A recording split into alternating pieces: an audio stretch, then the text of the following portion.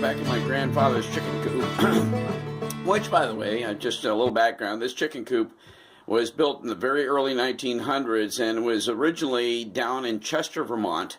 What happened was it was literally rotting into the ground, and so I contacted the people that owned the property that my grandparents used to live in, the place that was built back in the 1700s, and asked them if I could have the chicken coop, and they said, come and get it. So my wife and I went down and took the old original roof off. It was literally just kind of caving in everywhere, and we did a massive rescue project, and I basically disassembled the walls and the front wall, and we transported this big main wall. This big main wall is double layer boarding. It's board, board over board, so that one layer goes over the other layer. And this wall is early 1900s, and these windows actually came out of the old original house, and I think they're probably 1700s. They're bubble and street glass.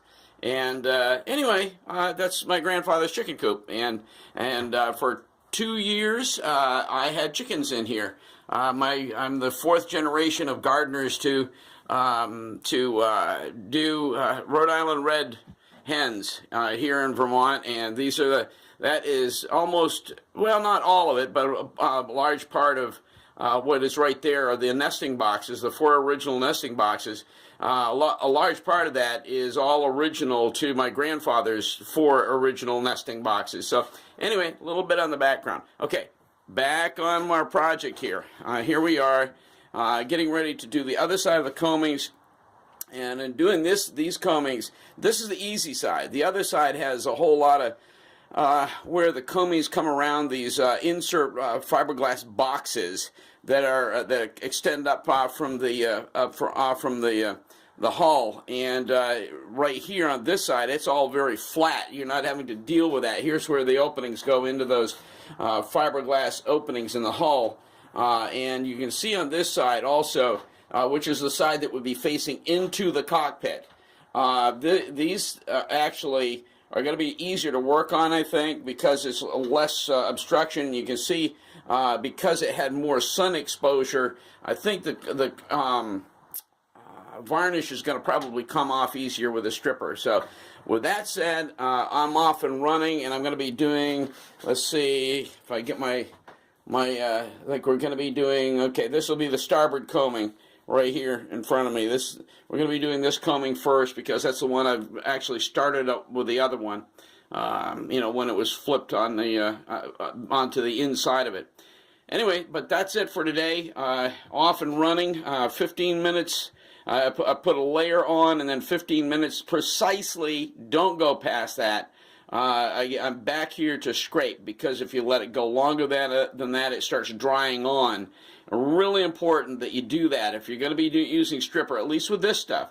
This is, by the way, this is called Clean Strip Premium, and I put a layer on. You wait 15 minutes, and you better be back to it in 15 or things start drying, and it is nowhere near as easy to start scraping. So just a word of insight there.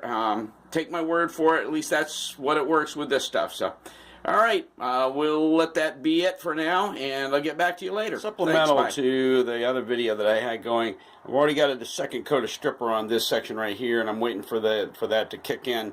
Give it about 10 minutes more. But anyway, in the meantime, I wanted to do this. First of all, besides your stripper, and always cap it after you put some in your container. Now you can buy a whole stack of these little things, these little measuring cups at Walmart for very cheap, and I'm just using, I don't know, is it the 1 quart size anyway? And to put your stripper in, you can just use it kind of forever, and it has a nice handle to hold on to over here, keep your hands out of the stripper. Also, buy these little chip brushes. They're super simple and cheap, and that's all you need. One of them, I've been doing it for a couple of weeks now, on again, off again. That's all. That one brush has gone me a long time. have yourself, we'll stay on this for a minute for the stripping part of it. Always wear rubber gloves. I got a couple of nice pair of heavy rubber gloves that make your hands sweat, but hey, better that than get acid type burns on you from the stripper.